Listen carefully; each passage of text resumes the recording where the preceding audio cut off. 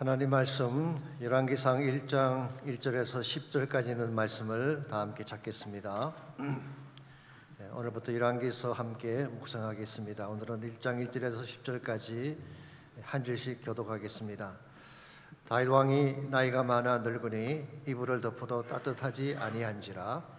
우리 시종들이 왕께하되 우리 주 왕을 위하여 젊은 처녀 하나를 구하여 그로 왕을 받들어 모시게 하고 왕의 품에 누워 우리 주 왕으로 따뜻하시게 하리이다 하고, 이스라엘 사방 영토 내에 아리따운 처녀를 구하던 중 수넴 여자 아비삭을 얻어 왕께 데려왔으니 이 처녀는 심히 아름다워 그가 왕을 받들어 시중 들었으나 왕이 잠자리든 같이 하지 아니하였더라. 그때 핫기스의 아들 아도니아가 스스로 높여서 이르기를 내가 왕이 되리라 하고 자기를 위하여 병거와 기병과 호위병 50명을 준비하니 그는 압살롬 다음에 태어난 자요 명모가 심히 준수한 자라.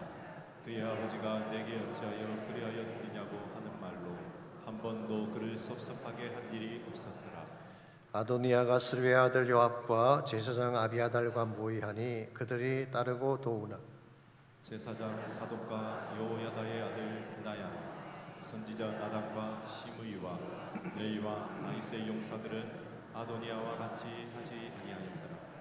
아도니아가 에드로겔 근방 소엘렛 바위 곁에서 양과 소와 살찐 송아지를 잡고 왕자 곧 자기의 모든 동생과 왕의 신하된 유다 사람을 다 청하였으나 선지자 나단과 브나야와 용사들과 자기 동생 솔로몬은 청하지 아니하였더라.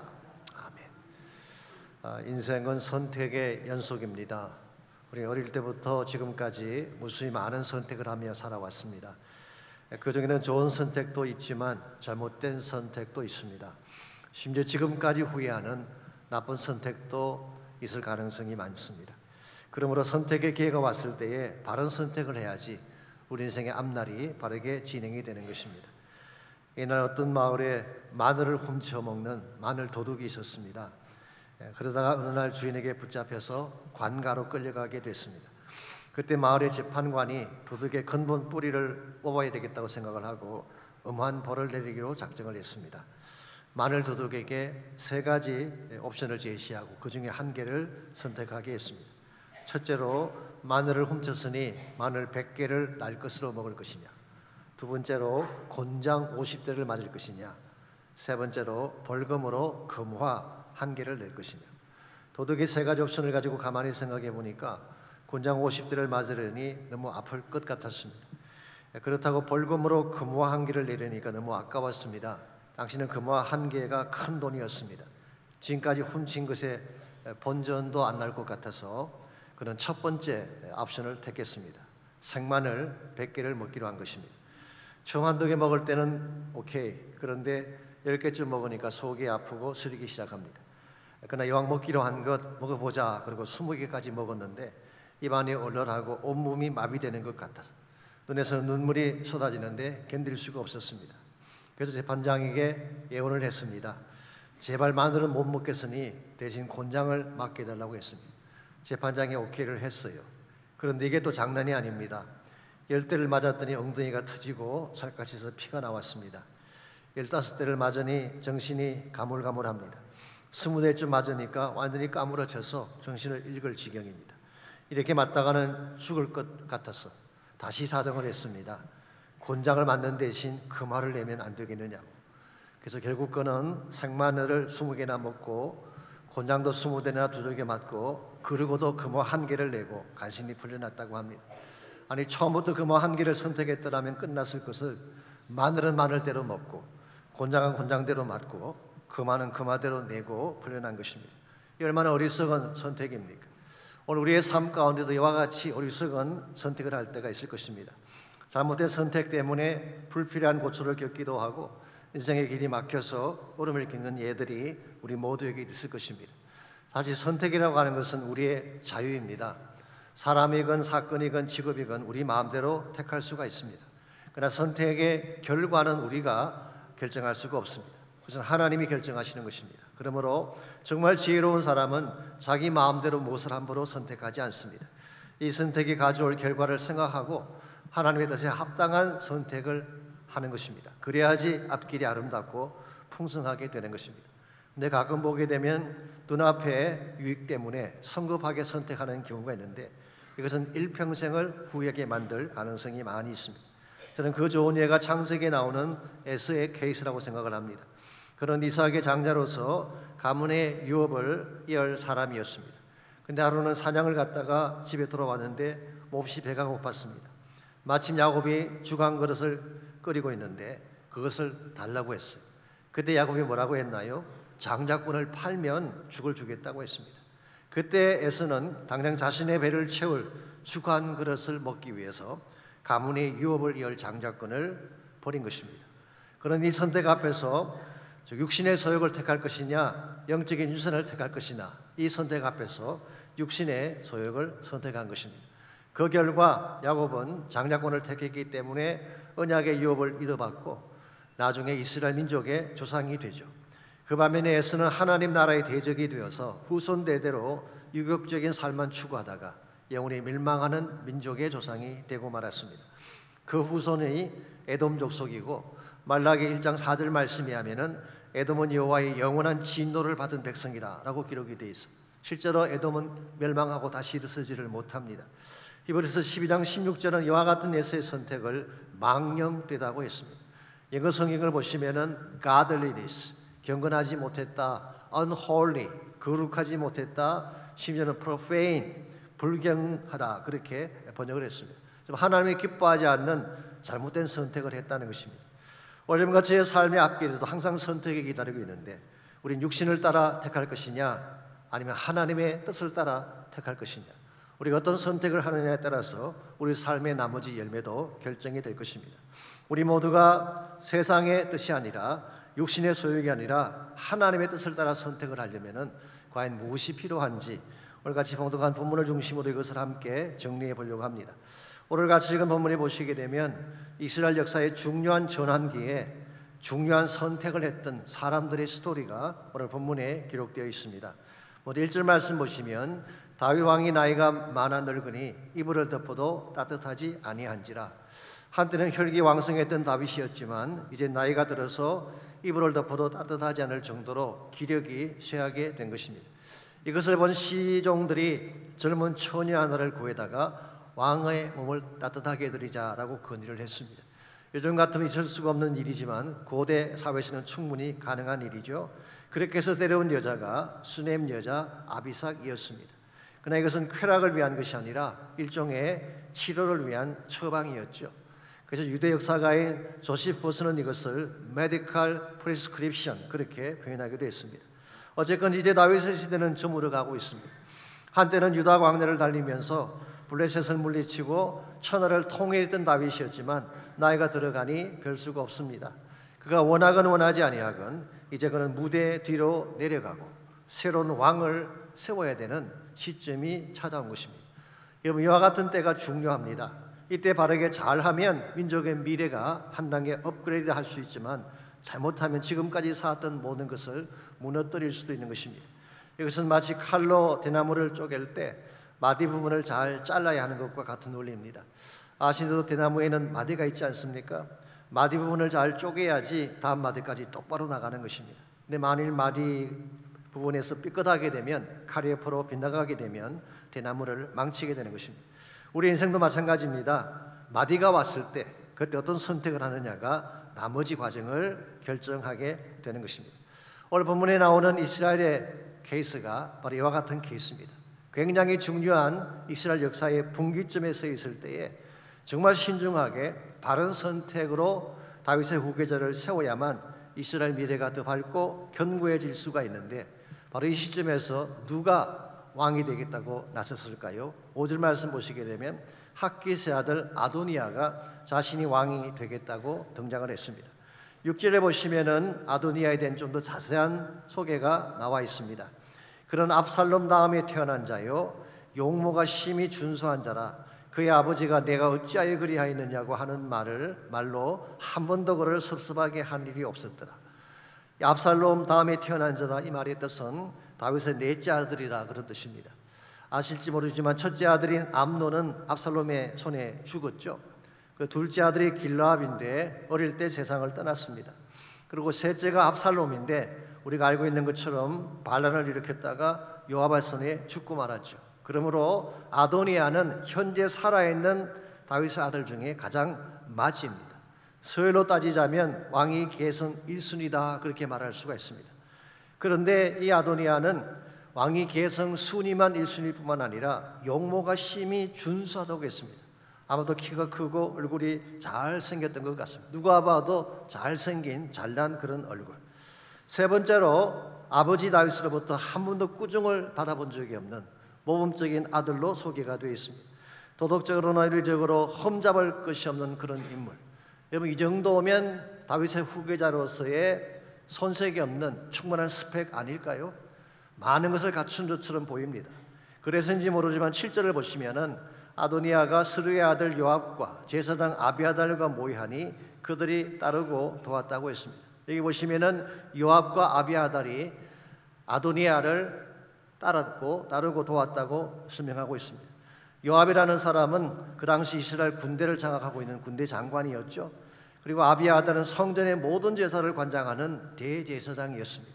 자, 이 두 사람이 아도니아를 선택했다는 말은 다른 말로 표현하면 이스라엘의 모든 실권이 아도니아 손에 넘어갔다 그런 뜻입니다. 즉 대세는 이미 기울어진 것입니다. 그럼에도 불구하고 8절을 보시면은 이와 같은 아도니아의 등극에 동의하지 않는 사람들이 나옵니다. 제사장 사독과 여호야다의 아들 버나야와 선지자 나단과 시므이와 레이와 다윗의 용사들은 아도니아와 같이 하지 아니했다고 했습니다. 여기 보시면은 사독이 나오죠. 사독은 아비아달과 함께 다윗 시대의 대제사장이었습니다. 버나야가 나옵니다. 버나야는 베들레헴 우물물을 길러갔던 세 용사 중에 한 명입니다. 그 나단 선지자는 다윗을 향하여 항상 충원을 아끼지 않았던 하나님이 보내신 하나님의 종이었죠. 이 세 사람은 최소한 아도니아를 택하지 않았어요. 이유가 뭘까요? 아직 다윗의 뜻이 확인되지 않았고 궁극적으로는 하나님의 뜻이 확인되지 않았기 때문에 그런 것입니다.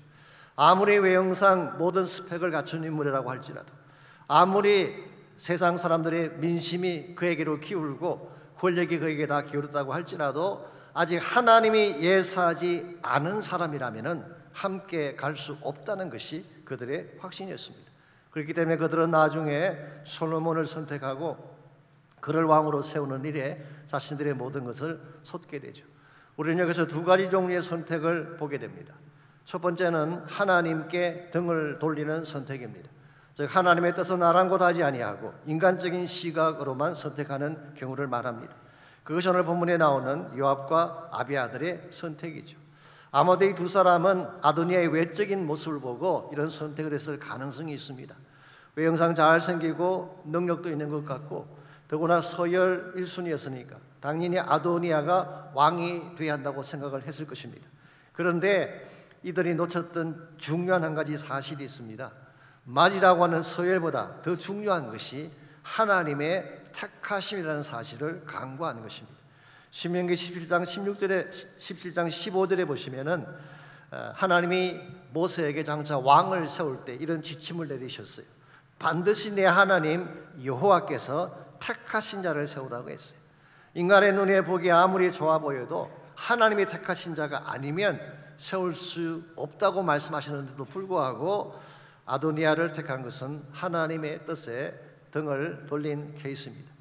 두 번째는 하나님을 향한 선택이 있습니다.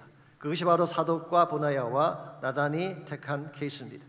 이들은 아도니아가 얼마나 잘생겼느냐, 인기가 많으냐에는 관심이 없습니다. 또한 자신들이 아도니아의 잔치에 초청을 받았느냐 못 받았느냐 여기에도 관심이 없습니다. 이들의 최대 관심사는 오직 하나님의 뜻이 어디 있느냐였어요. 하나님의 뜻이 있는 곳에 그들의 마음도 같이 가고 하나님의 뜻이 있는 곳을 선택하겠다고 하는 것이 그들의 신앙이고 그들의 안목이었습니다. 저는 이것이 참으로 귀중하고 소중한 것이라고 생각합니다. 인간의 눈으로 보기에 좋다고 해서 선택하게 되면 잘못된 길로 갈 가능성이 있습니다. 세상 사람들이 인정해 준다고 해서 무조건 따라가게 되면 엉뚱한 길로 나아갈 위험이 있습니다. 하나님의 뜻을 선택할 때에 겉으로 보기에는 초라해 보여도 결과적으로 바른 선택이 되고 좋은 열매를 맺게 되는 것입니다. 실제 오늘 본문에 소개된 요압과 아비아달 그리고 사독과 나단의 그 나중 모습 보게 되면 그들의 선택이 남긴 열매가 무엇인지를 알 수가 있습니다. 요압은 이 중요한 시점에서 인간적인 선택을 했기 때문에 결국 비참하게 최후를 맞이하게 됩니다. 아비아달도 제사장직을 파면당하고 자기 고향으로 쫓겨나게 되었다고 성경은 기록합니다. 그 반면에 나단은 이스라엘을 다음 단계로 세우는데 큰 역할을 감당하게 되죠. 그리고 사독은 아비아달 대신 대제사장이 되어서 이스라엘 민족의 새로운 제사장 라인을 형성하게 됩니다.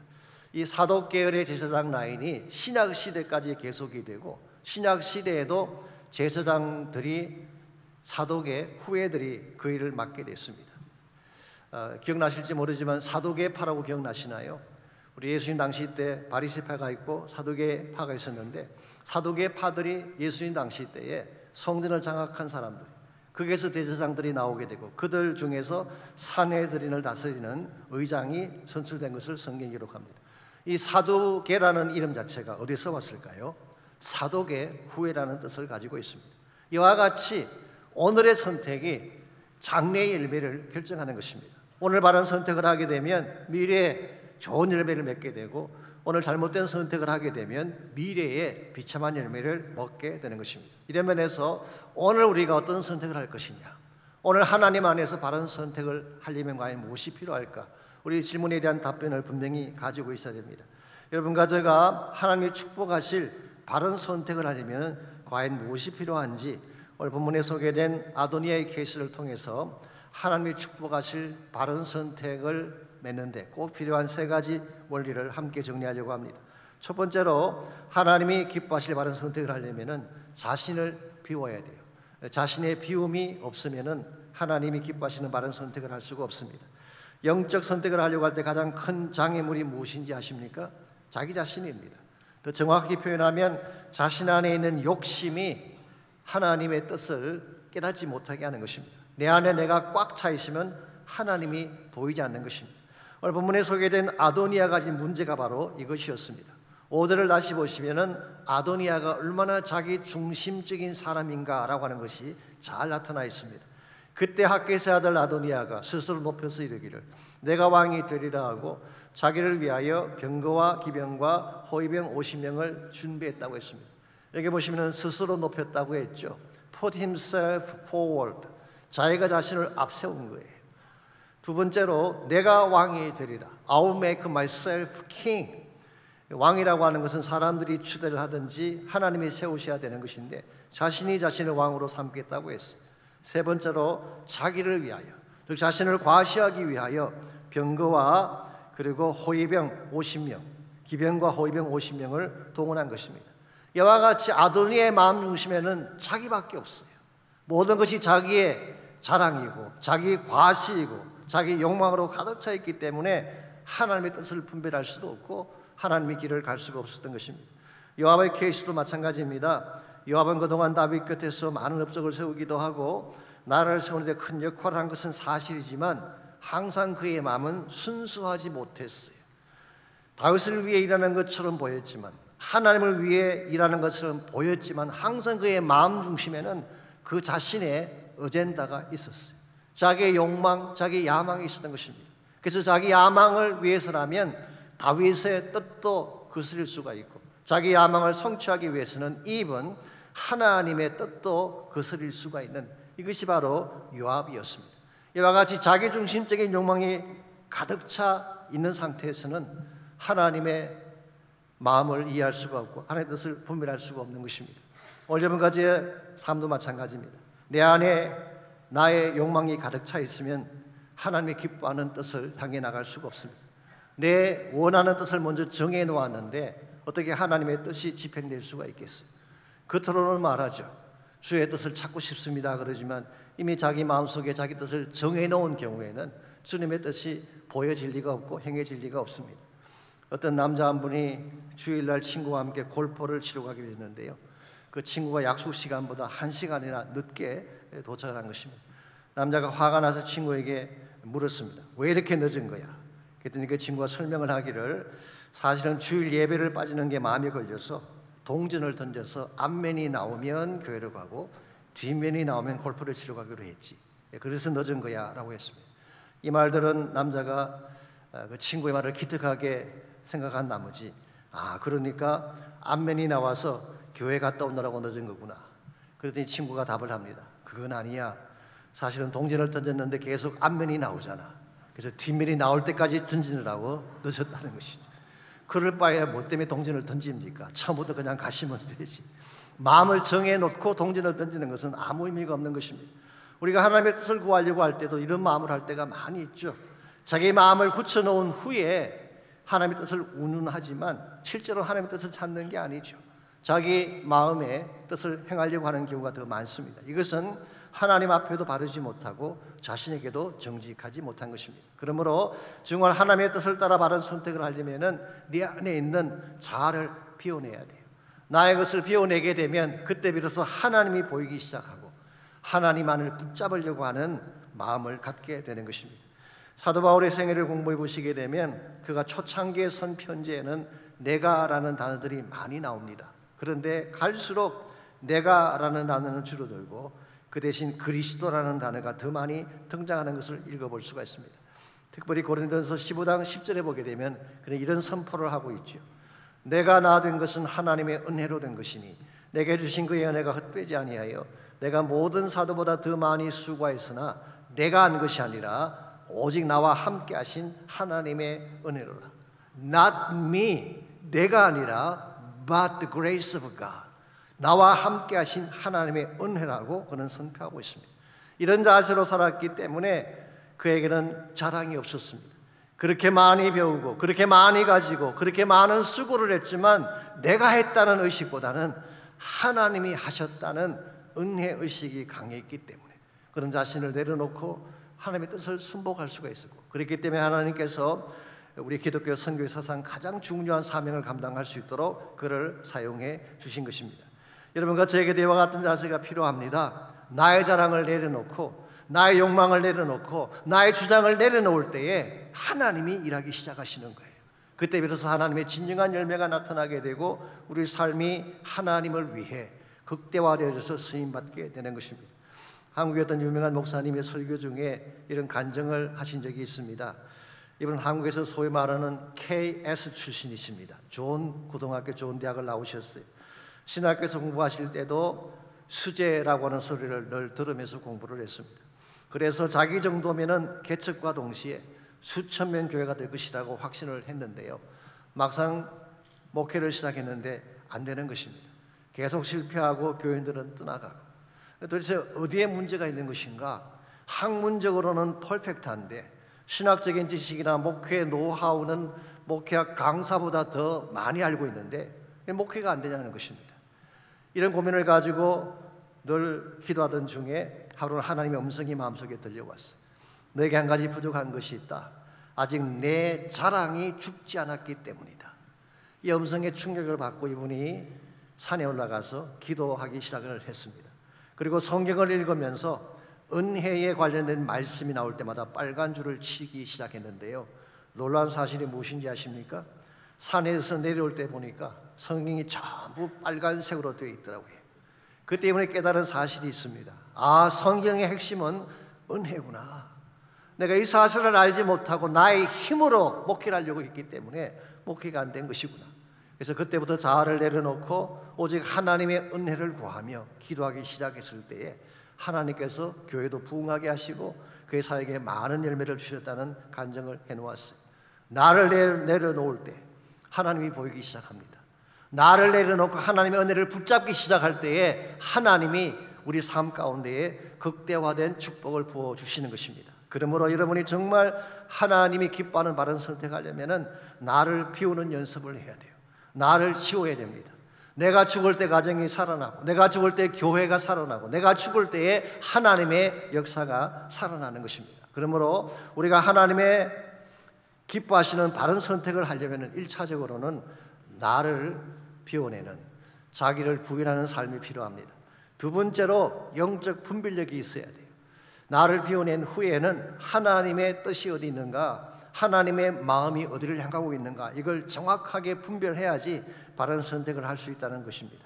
오늘 본문에 나타난 나단의 케이스를 보게 되면요, 그는 처음부터 다윗의 마음을 알고 있었고 궁극적으로 하나님의 마음을 알고 있었습니다. 사무엘하 12장 24절 25절을 보시면은 다윗이 바스바에서 얻은 첫 번째 아들이 죽은 후에 하나님이 또 아들을 주셨잖아요. 그때 다윗이 그 아들 이름을 솔로몬이라고 지었는데, 하나님께서 나단 선지자를 다윗에게 보내서 그 아들의 이름 하나를 또 지어 주셨어요. 그 이름이 여디디아라는 이름, 제드다이아라고 하는 이름입니다. 뜻이 뭐냐고 하면 여호와의 사랑을 입은 자, beloved of the Lord, 주님의 사랑을 입은 자. 그러므로 나단은 처음부터 하나님이 솔로몬을 얼마나 아끼고 사랑하시는지를 알고 있었어요. 뿐만 아니라 나단은 하나님이 이미 오래전에 왕위 계승에 대한 결정을 내리신 사실도 알고 있었어요. 사무엘하 7장 12절을 보시면은 여기서 나단이 직접 다윗에게 가서 전달했던 메시지이기 때문에 누구보다 정확하게 하나님의 계시를 잘 알고 있습니다. 이런 말씀이에요. 내 소환이 차서 내 조상들과 함께 누울 때에 내가 내 몸에서 날 내 씨를 내 뒤에 세워 그의 나라를 견고하게 하리라. 여기 보시면은 내 몸에서 날 내 씨라고 했죠. 그러므로 이 말씀할 당시에는 아직 태어나지 않았지만 장차 태어날 아들을 통해 왕위를 계승하시겠다, 그런 뜻의 말씀이에요. 자, 그렇다면 사무엘하 7장 이 말씀을 하실 때, 이 소위 말하는 다윗 언약인데요, 다윗 언약의 말씀을 하실 당시 아도니아가 태어나 있었을까요? 안 태어나 있었을까요? 이미 태어나 있었습니다. 역대상 3장 1절에서 5절까지를 보시면은 아도니아는 다윗이 헤브론에서 낳은 6명의 아들 중 하나로 소개가 되어 있습니다. 그러므로 이 사무엘하 7장에 이 언약을 주실 때 이미 아도니아는 태어나 있었어요. 그러나 솔로몬은 아직 태어나지 않은 상태. 솔로몬은 나중에 수도를 예루살렘으로 옮긴 후에 태어나게 되죠. 그러므로 나단은 처음부터 하나님이 아도니아를 세우지 않는다는 계획을 알고 계셨어요. 그렇기 때문에 그는 아도니아 쪽을 택하지 아니하고 아무리 외적인 상황이 대세가 아도니아께로 기울어도 솔로몬을 선택한 것입니다. 이와 같은 것을 우리는 영적 분별력이라고 합니다. 하나님이 어디에 뜻을 두고 계시는가, 하나님의 심정이 어디를 향하는가, 이걸 정확하게 분별해 낼 수 있는 능력, 이 영적 분별력을 가지고 선택을 해야지 바른 선택을 할 수가 있는 것입니다. 가끔 환경을 따라 선택할 때가 있죠. 여건 따라 선택을 할 때가 있습니다. 심지어 세상 사람들의 여론을 따라서 선택을 할 경우가 있는데 그것은 위험한 것입니다. 하나님의 뜻을 분별하고 하나님의 뜻을 따라 선택할 때에 사람들이 보기에는 어떻게 보일지 몰라도 언제나 바른 선택이 되고 가장 좋은 열매를 맺게 되는 것입니다. 그러므로 우리가 하나님의 뜻을 분별하려면 뭐가 필요할까요? 하나님과 깊은 관계가 필요해요. 하나님을 자주 만나 뵈야지, 하나님과 시간을 많이 보내야지 하나님의 심정도 알 수가 있고 뜻도 알 수 있는 것이지, 하나님 만나 뵙지 아니하고 어떻게 그분의 뜻과 마음을 알 수가 있겠어요? 저희 교회가 행하고 있는 제자 훈련 중에 하나님을 경험하는 삶이라는 유명한 과목이 있죠. 근데 부제가 뭐냐고 하면은 knowing and doing the will of God이라는 것이 원래 그 책의 부제예요. 하나님의 뜻을 알고 행하는 것. 자, 우리 크리스천 삶의 가장 중요한 과제는 하나님의 뜻을 알고 행하는 것인데, 하나님의 뜻을 제대로 알고 행하려면 뭐가 먼저 선행돼야 할까요? 그 책 저자이신 헨리 블랙회 목사님에 의하면은 하나님과의 관계성이 먼저 선행돼야 된다는 거예요. 하나님과의 관계성이 깊어지는 만큼 하나님 심정을 더 정확하게 알 수가 있고, 하나님과의 관계가 깊어지는 만큼 하나님의 뜻을 순종할 능력을 갖게 된다는 거예요. 그리고 하나님과의 관계가 없이 하나님 만나 뵙지 아니하고 하나님이 기뻐하는 방향으로 나아간다는 것은 실제로는 불가능한 것입니다. 그래서 구약에 보면은 모세가 나오잖아요. 모세 리더십은 참 훌륭한 리더십입니다. 그는 40년 동안 약 200만 명에 되는 이스라엘 사람들을 이끌었던 사람이었어요. 광야길입니다. 얼마나 어려운 길입니까? 더구나 그 백성들이 보통 백성이었나요? 변덕스럽고 원망하기 좋아하고 조그만 불평이 있으면 도로 들어 치려고 하는 그런 백성들을 거느리고 40년 동안 광야길을 통과해서 결국은 약속의 땅까지 안내하게 되죠. 그 비결이 뭘까요? 그 비결이 모세는 하나님과 늘 만났기 때문에 그는 틈만 나면 하나님의 산에 올라가서 하나님과 대면을 했습니다. 민수기 12장 8절에 보면 이렇게 기록이 되어 있습니다. 그와는, 즉 모세입니다. 모세와는 내가 대면하여 명백히 말하고 은밀한 말로 하지 아니하였다고 했어요. 쉽게 표현하면 모세하고 나 사이에 비밀은 없다, 모든 거 다 터놓고 얘기하는 관계다, 그런 뜻이. 하나님이 얼마나 모세와 가까웠으면 이런 말씀을 하셨을까요? 이와 같이 하나님과 모세 사이에 비밀이 없을 정도로 모든 걸 다 터놓고 이야기할 정도로 가까운 관계였기 때문에 40년 광야길을 가면서도 모세는 흐트러지지 아니하고 끝까지 백성을 약속의 땅까지 인도할 수가 있었던 것입니다. 여러분, 제 삶도 마찬가지입니다. 인생의 방황을 멈추고 정말 바른 길로 나가기를 원한다면 하나님을 깊이 만나셔야 돼요. 날마다 하나님과 시간을 많이 보내셔야 됩니다. 그저 적당하게 기도하면 안 됩니다. 적당한 차원에서 말씀 보지 말고 깊이 있게 한번 들어가 보세요. 말씀을 깊이 묵상해 보세요. 하나님과 만나서 오랜 시간 대면하며 기도하게 되면 그때 하나님 심정을 알게 됩니다. 하나님의 뜻을 바로 분별할 수 있게 되고 그때에 여러분 삶의 열매가 극대화되어지는 것입니다. 이와 같이 우리가 바른 선택을 하려면 1차적으로는 나의 뜻을 비워내고 하나님으로 가득 차야 돼요. 두 번째는 하나님과 깊이 만남으로 영적인 분별력을 가져서 하나님의 마음과 뜻을 분별할 수 있어야지 바른 선택을 할 수가 있습니다. 마지막 세 번째로 하나님이 기뻐하실 바른 선택을 하려면 믿음의 용기가 필요합니다. 우리가 하나님의 뜻을 알고 하나님의 마음을 아는 것도 참 중요한데요, 실제로 그 뜻을 따라 행하려고 하는 것은 생각처럼 쉽지 않습니다. 굉장히 어려워요. 그러니까 하나님의 뜻을 선택하려고 하면은 위험, 부담이 따를 때가 많기 때문에, 심지어는 대가 지불을 요구하는 경우가 많기 때문에 그냥 하나님의 뜻을 택할 수가 없어요. 우리에게 용기가 필요한데 믿음이 주는 용기를 가져야만 그런 선택을 할 수가 있는 것입니다. 오늘 본문에 소개되고 있는 나단과 사독과 보나의 케이스를 다시 보시게 되면요, 그들이 아도니아를 택하지 않고 솔로몬을 택했다고 했는데 이건 사실은 대단히 위험한 결정이 아닐 수가 없습니다. 만약의 경우 아도니아가 왕이 된다면 이들은 처형될 수밖에 없었을 것입니다. 그들은 이 사실을 알면서도 하나님의 뜻을 존중해서 하나님의 뜻을 선택을 한 것입니다. 여기에는 대단한 믿음의 용기가 뒷받침되고 있었던 것이죠. 아마 그들의 마음에는 이런 확신이 있었을 것입니다. 아도니아가 아무리 강하다고 하지만, 요압이나 아비아들이 아무리 막강한 권세를 가졌다고 하지만 하나님이 나의 편이 되신다면 그들은 우리를 삼킬 수 없어. 이 담대한 믿음의 용기가 있었기 때문에 그들은 위험 부담에도 불구하고 하나님의 뜻이 있는 쪽을 택할 수가 있었던 것입니다. 다니엘서 3장에 보시게 되면 여러분 잘 아시는 다니엘의 세 친구의 믿음의 용기가 기록이 되어 있습니다. 사드락과 메삭과 아벳느고죠. 다니엘서 3장에 보시면은 바벨론 왕 느부갓네살이 두라 평지에 높이가 60규빗이나 되는 27m입니다. 굉장히 큰 그런 금신상이죠. 높이가 60규빗이나 되는 금신상을 세워놓고 그 신상 앞에 모든 자들이 와서 엎드려 절을 하게 했습니다. 만일 거부하면 풀무불에 던져 죽이겠다고 했어요. 자, 이 명령 앞에 감히 누가 반기를 들 수 있겠습니까? 그런데 모든 자들이 다 머리를 숙이는데 딱 세 사람, 사드락과 메삭과 아벳느고는 그 신상 앞에 절하지 않겠다고 나온 것입니다. 그때 느부갓네살이 뭐라고 했나요?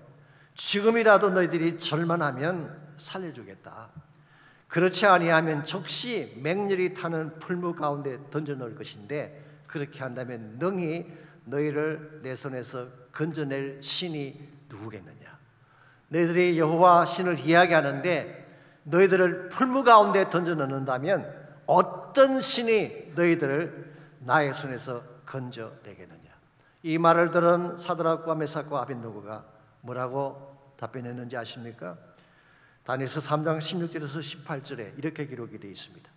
사드락과 메삭과 아벳느고가 왕에게 대답하여 이르되 느부갓네살이여, 우리가 이 일에 대하여 왕에게 대답할 필요가 없습니다. 얼마나 담대한 선포입니까? 우상에게 절하라는 이 이슈에 대해서 디스커스할 필요가 있을까요? 뭘 고려할 게 있나요? 이 문제에 대해서는 아예 언급할, 대답할 가치조차 없습니다. 그리고 17절입니다. 왕이여, 우리가 섬기는 하나님이 계신다면 우리를 맹렬히 타는 풀무불 가운데서 능히 건져내시겠고 왕의 손에서도 건져내실 것입니다. 당신이 준비한 풀무가 얼마나 뜨거운지 모르지만 내가 섬기는 하나님께서 우리를 능히 거기에서 건져내시겠고 왕의 손에서도 건져내실 것입니다. 그리고 18절에서도 위대한 고백을 하고 있죠. 설사 그렇게 하지 아니하실지라도 왕이여, 우리가 왕의 신들을 섬기지도 아니하고 왕이 세우신 금신상에게 절하지도 아니할 줄을 아십시오. 이게 믿음의 용기예요. 이 믿음의 용기가 그들에게 있었기 때문에 그 당시 세계를 제패했던 느부갓네살을 꺾고 하나님의 권세와 영광을 선포할 수 있었던 것입니다. 여러분과 저에게 필요한 용기가 이런 용기입니다. 적당한 수준에서 세상 따라다니면서 세상 흉내내면서 살아가서는 절대로 하나님 백성답게 살아갈 수가 없습니다. 얼마나 세상이 혼탁합니까? 얼마나 세상이 악랄하게 교회를 공격하고 성도들의 삶을 깨뜨리려고 노력하고 있습니까? 가정을 깨뜨리고 신앙 공동체를 분열시키고 심지어 복음의 최전방에서 사역하는 선교단체까지 흔들려고 하는 것이 악한 마귀의 전략 아니겠습니까? 그럴지라도 여러분 두려워할 필요가 없습니다.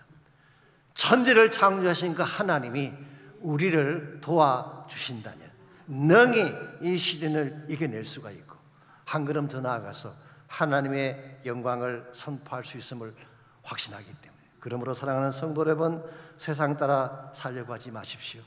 하나님 뜻 따라 사시기 바랍니다. 헛된 세상의 영광 추구하지 말고 하나님 나라의 비전을 추구하며 살아가시기를 바랍니다. 그래야 여러분들이 바르게 살 수 있고 세상에 함부로 대하지 못할 정말 당당한 크리스찬답게 하나님의 영광을 위해 달려갈 수 있게 되는 것입니다. 제가 오래전에 우리 라디오에서 FM 99.5에서 잭 그레햄 목사님의 설교를 들은 적이 있습니다. 그분이 설교 중에 자신의 간증을 해주셨는데요. 이분은 저희 교단 총회장을 2번 역임하신 분이고 달라스에 있는 프레스턴 우드 베프티스트 철치라고 가장 큰 교회죠. 그 교회 담임을 하시는 분이신데요. 이분이 어릴 때 이분이 지나가는 그 길목에 개 한 마리가 있었다고 합니다. 그런데 아주 크고 무서운 개였어요. 그래서 어린 잭이 그 앞을 지나가려고 하면 오르렁거리면서 달려들려고 하는 것입니다. 그래서 어떤 때는 그 집 앞을 지나가지 못하고 먼 곳으로 돌아서 가기도 한 적이 여러 번 있었다고 합니다. 이 이야기를 아빠가 들은 후에 그 아버지 되시는 분이 어린 잭에게 이런 충고를 해주었어요. 아들아, 너가 두려워하니까 개가 너를 만만히 보고 그렇게 하는 거야. 그러니까 다음부터 그 앞을 지나갈 때는 개가 어르렁거리면 너도 눈을 똑바로 뜨고 그 개를 꼬라봐. 그렇게 충고를 해주었어요. 자, 이 말을 들은 잭이 그 다음날 그 앞을 지나가는데 또 개가 어르렁거리면서 달려들려고 합니다. 그때 잭이 눈을 똑바로 뜨고 그 개를 노려보았어요. 그랬더니 개가 어떤 반응을 보였을까요? 사실 개도 자존심이 있잖아요. 어제까지 그냥 눈 내리 깔고 벌벌 떨며 가던 아이가 갑자기 눈을 똑바로 뜨다 보니까 얼마나 화가 나겠어요. 정말 개가 삼킬 듯이 잭을 향해 뛰어올랐어요. 근데 그 다음 순간 풀썩하고 자리에 주저앉는 것입니다. 가만히 보니까 사실은 그 개가 체인에 묶여 있었던 거예요. The dog was chained. 어린 잭은 알지 못했지만 이 사실을 잘 아시는 아빠는 이 사실을 알고 두려워하지 마라. The dog was chained. 이미 체인에 묶여 있기 때문이다. 사실 마귀 사탄이 우리를 삼킬 듯이 달려들지만 두려워할 필요가 없는 이유가 여기 있습니다. 그는 이미 결박당해 있기 때문에. 나사렛 예수 그리스도께서 죽으시고 다시 부활하시는 그 순간 마귀의 권세는 결박당한 줄 믿습니다. 그러므로 그들이 아무리 우리를 향해 삼키듯이 대들어도 절대로 우리를 삼킬 수가 없습니다. 어떠한 풍랑이나 어떠한 질병이나 어떠한 대적이 우리를 공격해와도 누구도 우리를 삼킬 수가 없습니다. 하나님이 우리 편이 되시고 하나님이 우리의 보호자가 되시기 때문에 여러분, 그저가 이 사실을 확신하고 무슨 일을 당할지라도 하나님 바라보며 담대하게 믿음으로 전진해 나갈 때 여러분을 통해 복음이 전파되기 시작하고 하나님 나라가 세워지기 시작하고 주님의 거룩한 비전이 이루어지게 되는 것입니다. 여러분과 저는 연약한 존재입니다. 우리 가진 힘만으로는 세상을 이길 수가 없지만 만일 천지를 창조하신 그 하나님이 선한 능력으로 우리를 안아주신다면, 그분이 능력의 팔로 우리를 보호해 주신다면 어떤 절망 속에서도 흔들리지 아니하고 우리는 승리를 향해 나아갈 수가 있습니다. 그러므로 이 시간 우리가 정말 구해야 될 것은 세상이 아닙니다. 하나님의 능력이에요. 이 시간 여러분 기도하실 때 하나님의 능력을 붙잡고 기도하는 시간이 있기를 바랍니다. 하나님 우리와 함께 하시면 어떤 대적도 공격할 수 없다는 사실을 확신하고 믿음으로 선포하며 기도하시기 바랍니다. 선한 능력을 달라고 기도하십시오. 세상적인 능력이 아니라 말씀의 능력, 성령의 능력, 기도의 능력을 달라고 기도하시기 바랍니다. 내 마음속에 진리의 능력을 주시고 내 마음속에 사랑의 능력을 부어주셔서 선한 능력으로 세상을 이기게 해달라고 기도하시기를 바랍니다. 악한 시대입니다. 혼탁한 시대입니다. 세상에 끌려다니지 아니하고 주님을 향해 분명한 뜻을 정하고 주의 나라 목적에 달려갈 수 있도록 힘을 달라고 다 같이 한 목소리로 함께 결단하며 헌신하며 기도합니다. 살아계신 하나님 감사합니다. 하나님이 우리 편이 되시고 하나님의 도움자가 되시며 세상에 누구도 우리를 이길 수 없다는 사실을 압니다. 이 시간 우리의 자신을 믿지 않게 하시고 내 안에 있는 나 자아를 다 내려놓고 하나님을 신뢰하게 하시고 주님의 능력을 붙잡게 하시고 기도와 성령으로 세상을 이길 수 있는 우리 모두가 될 수 있도록 은혜를 베풀어 주시옵소서. 혼탁한 시대 가운데에 말씀 따라 사는 저희가 되게 하시고 우리를 미혹하는 악한 영들의 역사 앞에서 하나님의 마음과 뜻을 잘 깨달아서 주의 분명한 목적을 위해 나아갈 수 있는 우리 모두가 될 수 있도록 은총을 부어 주시옵소서.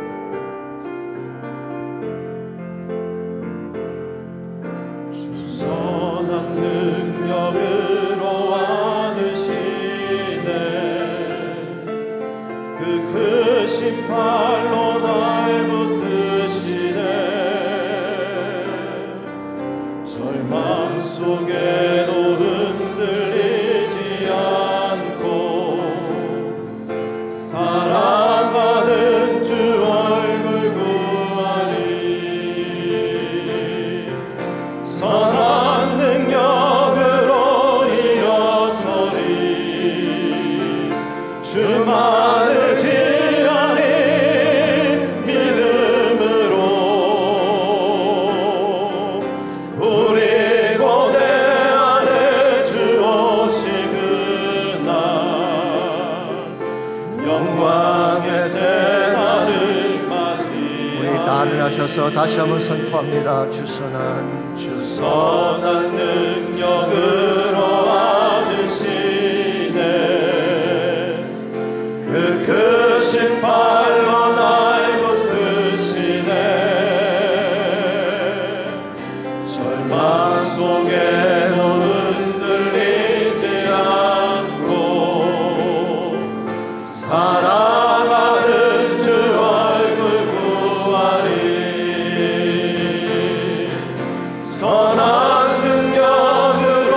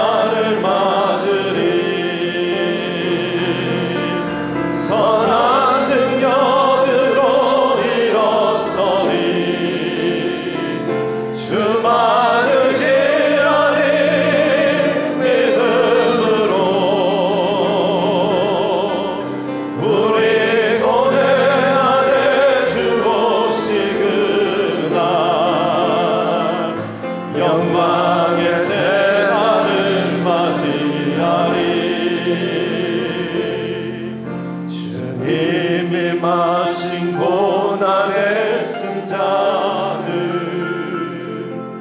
우리도 감사하며 받으리. 주님의 남은 고난 채워가며 예수와 복음 위에 살리. 다시 한번 선포할까요? 주님이 마신 고난에 쓴 자들 우리도 감사하며 받으리. 주님의 남은 고난 채워가며 예수와 복음 위에 예수와 복음 위에 살리라. 선한 능력으로 일어서리. 수많은 죄 아래 믿음으로 우리도 내 안에 주 오시그라. 영광의 새날을 맞이하리. 하나님 감사합니다. 세상이 아무리 악할지라도 하나님께서 우리에게 부어주신 선한 능력으로 승리하게 하시니 감사합니다. 우리 심령 한가운데 주님 임재해 주시고 성령의 권세와 능력으로 기름 부어주시며 복음의 권세를 우리 모두에게 심어주셔서 세상이 어떻게 악하게 우리를 대할지라도 물러서지 아니하고 복음으로 전진해 나아가서 하나님의 영광을 나타내고 주의 나라 비전을 성취할 수 있는 우리 모두가 되도록 은혜를 베풀어 주시옵소서. 이제는 우리 구주 예수 그리스도의 은혜와 하나님 아버지의 무한하신 사랑과 성령님의 충만한 임재하심이 예배를 마치고 돌아가는 모든 성도 한 분 한 분에게 그들의 가정과 삶의 터전과 자녀들과 자손들 위해 이제로부터 항상 함께 하시기를 예수님의 이름으로 간절히 축원하옵나이다.